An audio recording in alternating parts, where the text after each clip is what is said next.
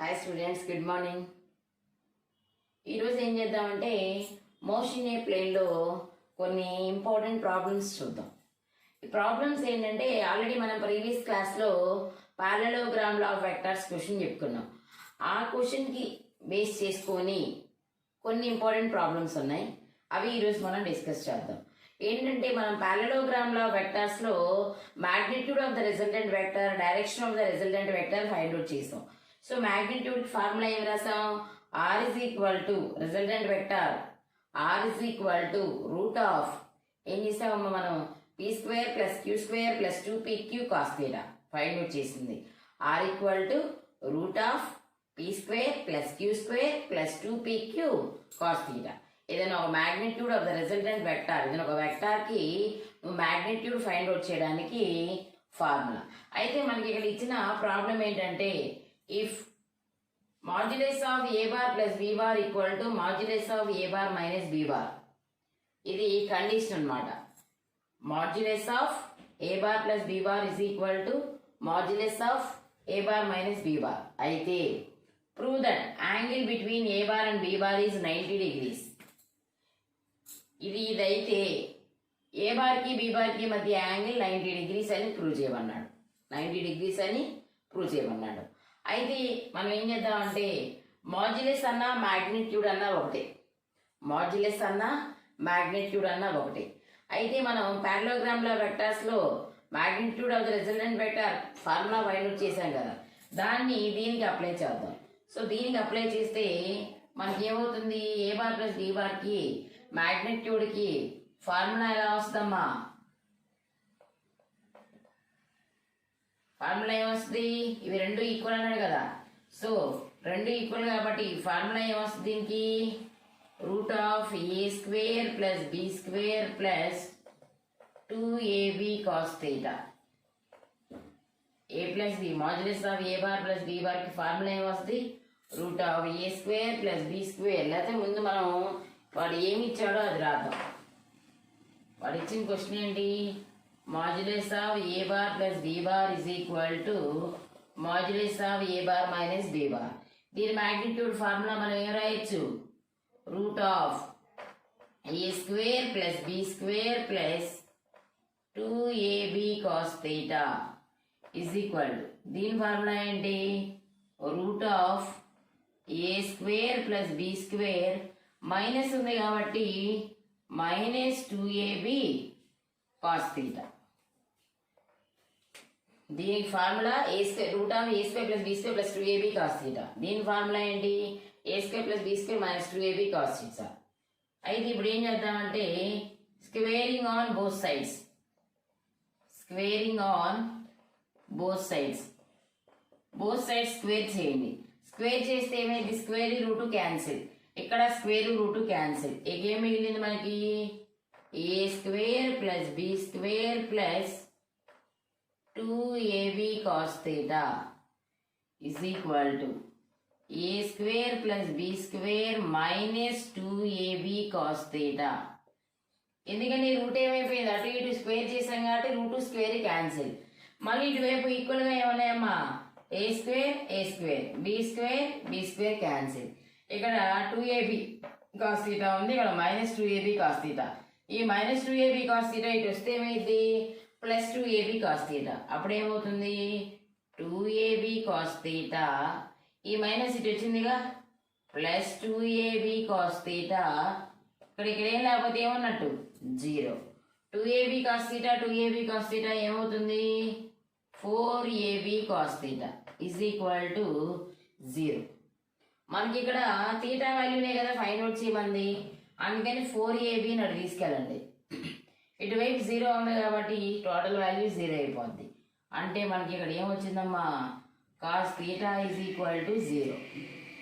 Cos theta is equal to 0 అంటే in terms of కాస్ట్లో రాయాలంటే ఏం రాయొచ్చు? కాస్ 90 0 కదా, కాస్ 90 0, కాస్ 90 0. అప్పుడు ఏం రాయొచ్చు? Theta equal to 90 degrees.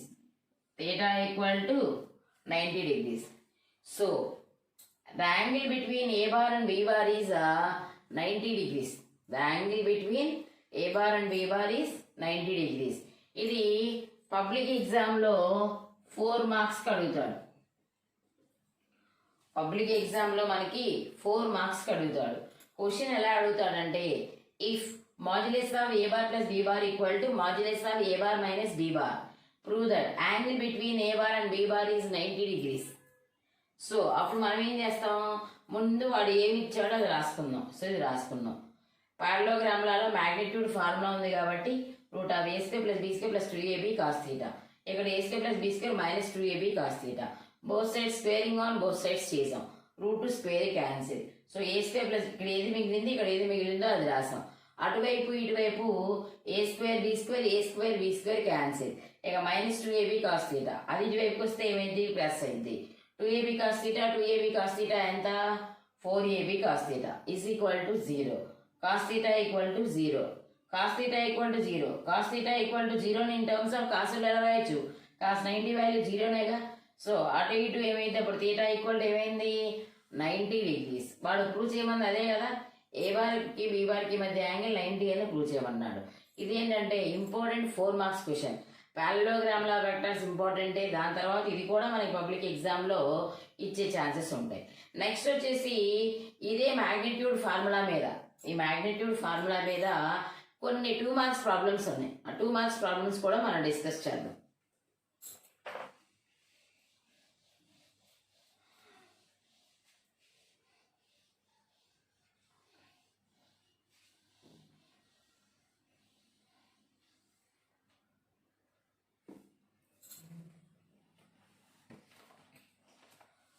Two marks problems ఏంటంటే, ఫస్ట్ ప్రాబ్లం వచ్చేసి,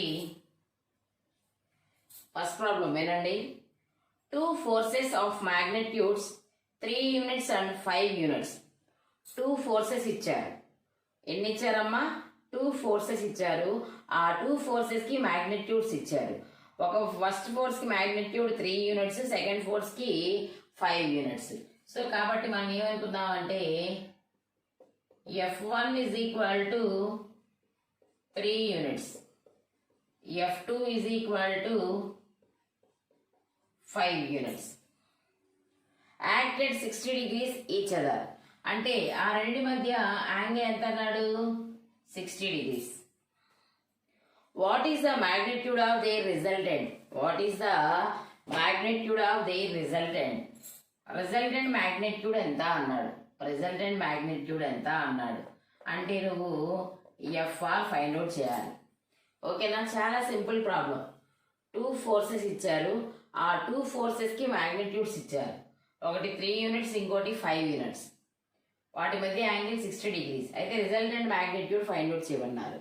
సో రిజల్టెంట్ మ్యాగ్నిట్యూడ్ ఇది ఇన్ టర్మ్స్ ఆఫ్ ఎఫ్లో ఉంది కాబట్టి మనం ఫార్ములా ఏం రాద్దాం, ఎఫ్ఆర్ ఇజ్ ఈక్వల్, మామూలుగా అయితే formula R equal to root of P square plus queue square plus 2pq cos θ. మనం తీసుకున్న దాని ప్రకారం ఇన్ టర్మ్స్ ఆఫ్ ఎఫ్లో ఉంది కాబట్టి ఎఫ్లో రాయండి ఫార్ములా. అంటే ఏం రాస్తారు, FR is equal to f1 square plus f2 square plus 2f1 f2 cos θ is equal to f1 ఎంతమ్మా 3, స్క్వేర్ ఉంది కాబట్టి 3 స్క్వేర్ ప్లస్ f2 అంటే 5 స్క్వేర్ ప్లస్ 2 ఇంటూ f1 అంటే 3 f2 అంటే 5 కాస్ యాంగిల్ ఎంత అన్నాడు 60 degrees. So FR is equal to root of 3 square 3 3s are 9, 5 5s are 25 plus 2 3s are 6, 6 5s are 30 into cos 60. cos 60 ఎంతమ్మా, cos 60 sin 30 1/2, sin 60 √3/2, cos 30 √3/2, cos 60 1/2. ఈ 2 ఇందులో 15 times. So FR is equal to root of 9 plus ఏమేమి మిగిలినాయి, 9 plus 25 plus 15 FR is equal to 25 50 ఎంత 40 40 plus 9 49 route 49. So root 49 అంటే మనం ఏం రాయొచ్చు FR is equal రూట్ 49 అంటే ఎంత 7 యూనిట్స్. ఈ విధంగా మనకి వాడు F1 F2 ఇచ్చాడు, తీటా ఇచ్చాడు, FR ఫైండ్ అవుట్ చేయమన్నాడు. So FR formula root of F1 square plus F2 square plus 2 F1 F2 cos theta. ఓకేనా? ఆ వాల్యూ సబ్స్టిట్యూట్ చేసి క్యాలిక్యులేషన్ చేస్తే మనకి రిజల్టెంట్ ఫోర్స్ ఎంత వచ్చింది 7 యూనిట్స్ వచ్చింది. రిజల్టెంట్ ఫోర్స్ ఎంతమ్మా 7 యూనిట్స్ వచ్చింది. ఓకేనా? నెక్స్ట్ ఇదే మోడల్లో ఇంకొక 2 ప్రాబ్లమ్స్ ఉన్నాయి.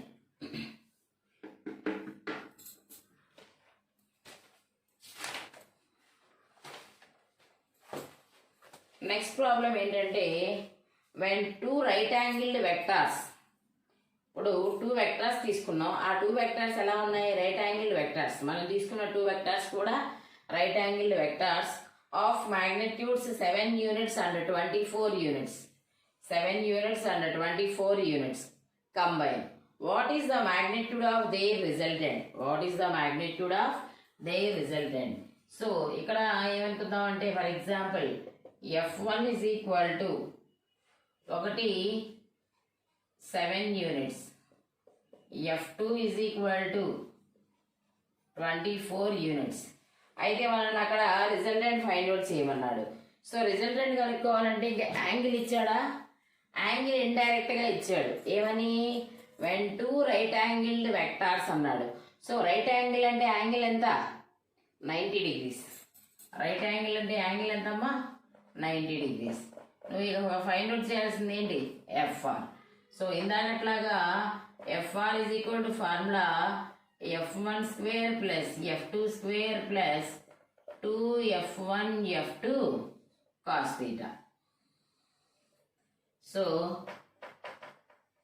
FR is equal to F1 square అంటే ఎంతమ్మా 7 square plus 24 square plus 2 into 7 into 24. ఎందుకని F1 7 F2 24.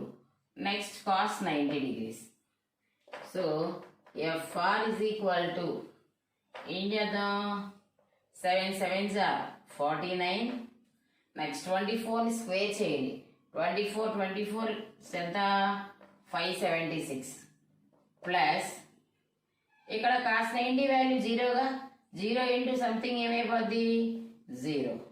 So FR is equal to 576 49 570 610 620 625. So FR is equal to root 625 root ఎంతమ్మా 25 యూనిట్స్. ఎంత 25 యూనిట్స్. అంటే మనకి ఫార్ములా సేమ్, మ్యాగ్నిట్యూడ్స్ మార్చాడు.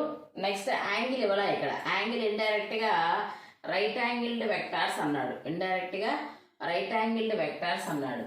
So అప్పుడు మనం సేమ్ ఫార్ములా తీసుకొని ఇలా చేస్తే మనకి 25 యూనిట్స్ వచ్చింది. ఆన్సర్ ఎంత వచ్చిందమ్మా 25 యూనిట్స్ వచ్చింది. ఇది ఇంకొక ప్రాబ్లం అనమాట. నెక్స్ట్ వచ్చేసి ఇంకొక ప్రాబ్లం ఉంది, అది కూడా సేమ్ ఇదే మోడల్. కాకపోతే ఏంటంటే అక్కడ యాంగిల్ ఇప్పుడు యాంగిల్ లేనప్పుడు మ్యాగ్నిట్యూడ్ ఫైండ్ అవుట్ చేయడం. యాంగిల్ లేనప్పుడు మ్యాగ్నిట్యూడ్ ఫైండ్ అవుట్ చేయడం.